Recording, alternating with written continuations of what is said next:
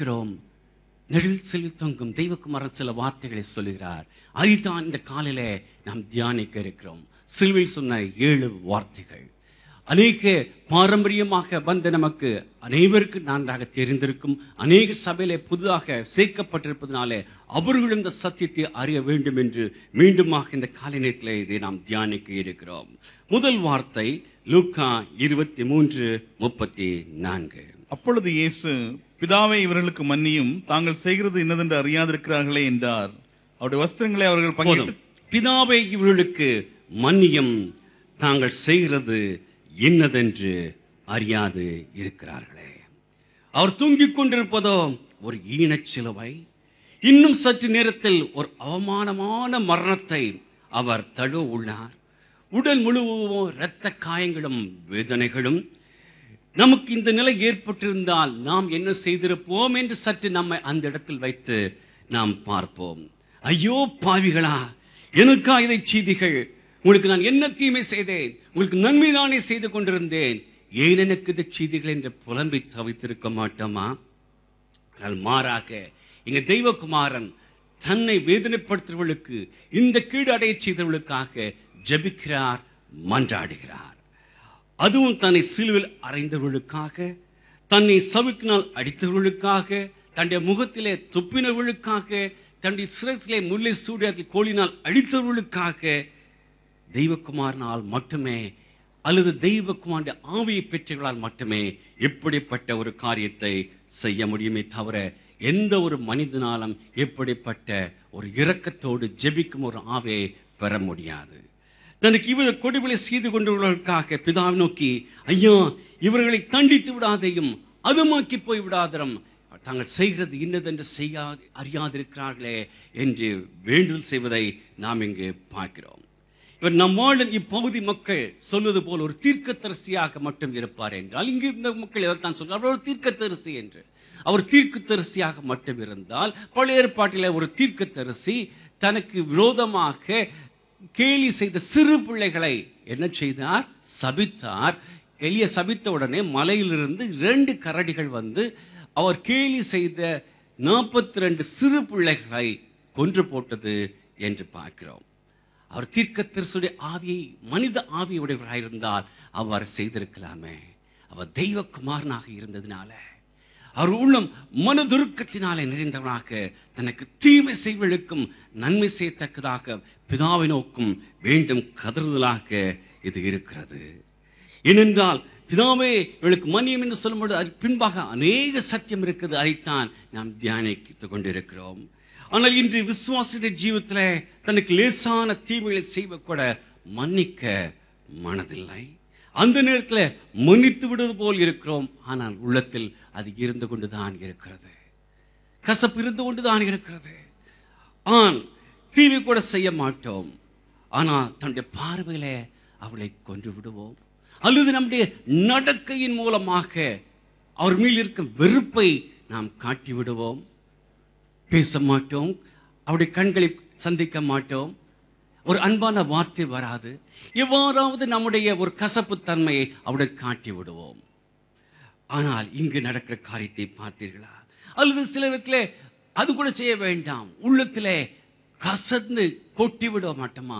நீ நல்லா இருக்க மாட்டாய், எனக்கு இந்த காரியத்தை செய், உனக்கு நான் என்ன செய்தேன், உனக்கு நன்மைதானே செய்தேன், இந்த காரியத்தை செய்து விட்டாயே என்று ஒரு கசப்பில மனதிலாவது ஒரு சிறு ஒரு மின்னலை போன்ற ஒரு ஓட்டம் ஓடிவிடும் பிரியமானவர்களே. ஆனால் இங்கு அவர் கூறிய காரியத்தை பார்த்தீர்களா? பிதாவே அழுக்கு மன்னியும். அவர் கூறிய வார்த்தையின் ஆரம்பத்தை கவனித்தீர்களா? பிதாவே பிதாவே.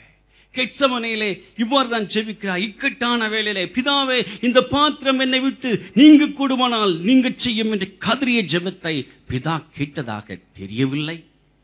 ஆனால் மீண்டுமாக பிதாவே, தாப்பனே, அன்றைய தீர்மானத்தின்படி அழைக்கப்பட்டவளாய் அன்புகளுக்கு சகலமும் நன்மைக்கு ஏதுவாக நடக்கிறது என்ற சத்தியத்தை ஆழ்ந்த ரகசியம் இதுதான். ஏனென்றால் தெய்வகுமாரன் சகலத்தை அறிந்த தேவனாக இருக்கிறதுனாலே என் பிதா நலமான காரியத்தான் செய்வார் என்று அறிந்து இந்த காரியத்தை ஜெபிக்கிறதை நாம் காண்கிறோம். அதே நெருக்கமான உறவிலே, பிதா குமாரன் உறவிலே இங்கு அழைப்பதை நாம் காண முடிகிறது. ஆனால் விசுவாசிகளுக்கு ஒரு சின்ன பிரச்சனை, பாடுகள், வேதனைகள் வந்தால், திடீரென்று வேலை போய்விட்டால், அது திடீரென்று ஒரு பிரச்சனை வந்து விட்டால், வியாதி வந்து விட்டால், இவ்வளவு நாள் நான் கிறிஸ்துவுக்காக இருந்து என்ன பிரயோஜனம்? எவ்வளவு நாள் பக்தியாக இருந்து என்ன பிரயோஜனம்? தேவனுடைய ஜெபத்தை எல்லாம் உண்மையால் கேட்கிறாரா என்ற சந்தேகம் மனதிலே எழ ஆரம்பித்து விடுகிறது. பாடுகளும் கண்ணீர் பள்ளத்தாக்கள் வளர்ந்து செல்வது என்பது அவள் லேசான காரியம் அல்ல. ஆனால் உங்களுக்கும் தேவனுக்கும் உள்ள உறவு சீராக இருக்கும் மட்டுமட்டால், தீமையானது அனைத்தையும் தேவனுக்கு நன்மையாக மாற்றிக் கொடுப்பார் என்ற ஆழ்ந்த சத்தியம் உங்களுக்குள் இருந்தால் மட்டுமே அதை மேற்கொள்ளத்தக்கதான பலனை உங்களுக்கு கொடுப்பார். மாறாக இவள் ஏன் என் ஜீவிதத்தில் அனுபவித்தால், இத்தகையான பாடுகள், வேதனைகள் ஏன் எனக்கு வந்தது என்று நீங்கள் முறுமுறுத்தவர்களாக காணப்படுவதால், நாளடைவிலே நீங்கள் பெற்றுள்ள ரட்சிப்பின் சந்தோஷத்தில் களி கூறாமல் நீங்கள் ஒரு பேர் கிறிஸ்தவராக மாறிவிடுவீர்கள் என்பதிலே எந்த ஒரு சந்தேகமும் இல்லை. கல்வாரி தொங்கிக் கொண்டிருந்த தெய்வகுமாரன் எவ்விதம் பாடுகளை மேற்கொண்டார் என்று பார்க்கும் பொழுது, தேவன் வேதனைகள் மத்தியிலும் பிதாவே என்று அந்த அன்புடன் அழைக்கும் இந்த ரகசியத்தை நாம் அறிந்திருக்க வேண்டும். நீங்கள் எவ்வித பாடுகள், ஆவி, ஆத்மா, சரீரத்தில வேதனைகள் கடந்து செல்வர்களாக காணப்பட்டாலும், அந்த பாடுகளின் மத்தியில தேவனை நோக்கி உங்களுடைய உள்ளான இருந்து, அப்பா பிதாவே என்று கதறி உங்களுடைய இறுதிய பாடங்களை அவருடைய சமூகத்தில் ஊற்றுவீர்கள் என்றால், பரலோகம் திறக்கப்படுவதையும் தெய்வ சமாதானம் பெருமையாக ஒரு வெள்ளம் போல் உங்கள் ஜீவத்தில் ஓடி வருவதையும் நீங்கள் காண முடியும். பிரியமானவர்களே, அந்த தெய்வ சமாதானம், தெய்வ கிருபையும் உங்களுடைய உள்ளத்தில் வந்து ஊற்றப்படும் பொழுது அந்த பாடுகளுக்கு மேலாக அது உங்களை உயர்த்தும் என்ற சத்தியத்தை நாம் அறிந்து கொள்ள வேண்டும். இந்த ரகசியத்தை நன்கு உணர்ந்த சங்கீதக்காரன் சொல்கிறான். சங்கீதம் 84, 5, 6, 7 உம்மிலே பலன் கொள்ளுகிற மனுஷனும் தங்கள் இருதயங்களில் செவ்வையான வழிகளை கொண்டிருக்கிறவர்களும் பாக்கியவான்கள். அழுகையின் பள்ளத்தாக்கை உருவ நடந்து அதை நீரூற்றாக்கி கொள்கிறார்கள்.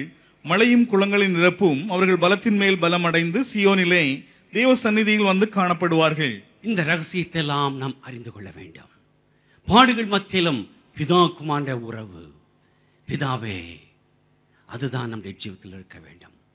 நம் தியானிக்கும் காரியங்கள் இதோ கர்த்தராகிய இயேசு கிறிஸ்து பாடுபட்டார் என்று மட்டும் அந்த அதில் அடங்கி இருக்கும் ரகசியத்தை நாம் அறிந்து கொள்ள வேண்டும். நம்முடைய ஜீவிதத்தில் பாடுகள் வரும் பொழுதும், அப்பா பிதாவே நீ நல்லவர் என்று சொல்லி ஜெபிக்க பழகி கொள்ள வேண்டும். இந்த ஒரு சிறிய ஜெபத்தின் மூலம் தம் போதித்த காரியத்தை தன் ஜீவியத்தில் நிறைவேற்றுவதை அடுத்ததாக நாம் பார்க்கிறோம். அவர் என்ன போதித்தார்? மத்தேயு 6:15, மனுஷருடைய தப்பிதங்களை நீங்கள் அவர்களுக்கு மன்னியாதிருந்தால் உங்கள் பிதா உங்கள் தப்பிதங்களையும் மன்னியாதிருப்பார். மனிதர் தப்பிதங்களை நீங்கள் அவளுக்கு மன்னியாதிருந்தால் உங்கள் பிதா உங்கள் தப்பிதங்களை மன்னியாதிருப்பார். மேலும் மத்தேயு 5:44, நான் உங்களுக்கு சொல்லுகிறேன், உங்கள் சத்துருக்களை சிநேகியுங்கள், உங்களை சபிக்கிறவர்களை ஆசீர்வதியுங்கள், உங்களை பகைக்கிறவர்களுக்கு நன்மை செய்யுங்கள், உங்களை நிந்திக்கிறவர்களுக்காகவும் உங்களை துன்பப்படுத்துறவர்களுக்காகவும் ஜெபம் பண்ணுங்கள். ஆம், இந்த போதனை சிலுவையிலே நிறைவேற்றி நமக்கு ஒரு உதாரணத்தை தேவன் வைத்து போயிருக்கிறார். எம்மட்டுமாக மற்றவர்களை மன்னிப்பதில் நாம் முந்திக் கொள்கிறவர்களாக இருக்கிறோம். அந்த கீழடைந்தவராக தொங்குகிறார். பாடுகள், வேதனைகள் தனக்கு முன்பாக இருந்தவர்கள் தான் இதை செய்தார்கள். தனக்கு முன்பாக இருந்த அந்த பிரதான ஆசாரிகள் தான் செய்தார்கள். தனக்கு முன்பாக இருந்த போர்ச்சேவர்கள் தான் இதை செய்தார்கள். ஆனால் அவளுக்காக ஜெபிக்கிறார், பிதாவே மன்னியும். இந்த ஒரு பெரிய ஜெபத்தின் மூலம், சிறிய ஜெபத்தின் மூலம் மன்னிப்பின் பெரிய மாட்சிமையை தேவன் நமக்கு விளக்கி காட்டுகிறாரே. புதாக இன்று யாரும் கடந்து வந்திருந்தால் ஒரு கேள்வி, பாவம் மன்னிப்பின் நிச்சயத்தை நீங்கள் பெற்றிருக்கிறீர்களா? நீங்கள் கர்த்தராகிய இயேசு கிறிஸ்துவை சொந்த ரட்சகராக உங்கள் உள்ளத்திலே ஏற்றிருக்கிறீர்களா? ஒரே ஒரு காரியம் தான் செய்ய வேண்டும். தேவனை, பாவியாக என் மேல் கிருபையாக இரும் என்று சொல்லி, நீதான் ரட்சகர், நம்மை ஏற்றுக்கொள்கிறேன் என்று சொல்லும் பொழுது உங்களுடைய ஜீவிதத்தில் அவர் வருகிறார். பிரியமானவளே, இந்த ஒரு சிறிய காரியம்தான். அது பின்பாக நீங்கள் செய்திருந்த பழைய பாவங்களை விட்டு அவரை பற்றிக் கொள்ளும் பொழுது அவருடைய விலையேற பெற்ற ரத்தத்தினால், சிலுவிலே சிந்தின ரத்தத்தினால் உங்களை கழுவி அவருடைய மகனாக மாற்றி விடுகிறார். இதையெல்லாம் கண்டவராகத்தான் கல்வாரி சிலுவையிலே தொங்கும் பொழுது இதோ தனக்கு துன்பங்களை அனுபவித்து கொடுத்து கொண்டிருக்கும் மக்களுக்காக அல்ல, சந்ததி சந்ததியாக வரப்போகும் மக்களை கண்டவர்களாக, அந்த சந்ததியில என்னையும் உங்களையும் கண்டவர்களாக, பிதாவே இவர்களுக்கு மன்னியம், தாங்கள் செய்கிறது இன்னதென்று அறியாதிருக்கிறார்களே. ஒரு நாளிலே இவர்கள் என்னை இரட்சகராக ஏற்றுக்கொண்டு தங்கள் ஜீவத்தை எனக்கு கொடுக்கும் பொழுது எவளை மகனாக மகளாக மாற்றும் ஐயா